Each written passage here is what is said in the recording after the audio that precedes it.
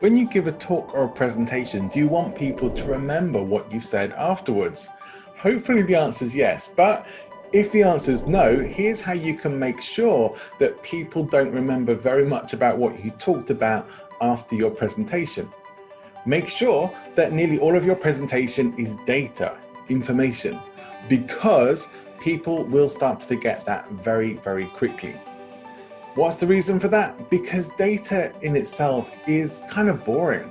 That unless you give people a bit of mystery, a bit of a story, and you can talk about your own experiences, you can talk about a group experience, or even just an illustrative story in your presentation, people are mostly going to forget what you talked about. Remember that you have to answer the first question that nearly always your audience is having. Even if you're in a professional setting where you all work for the same company, you still have to be able to answer, what's in it for me? Why do I need to know this? Why should I care about what's being presented here?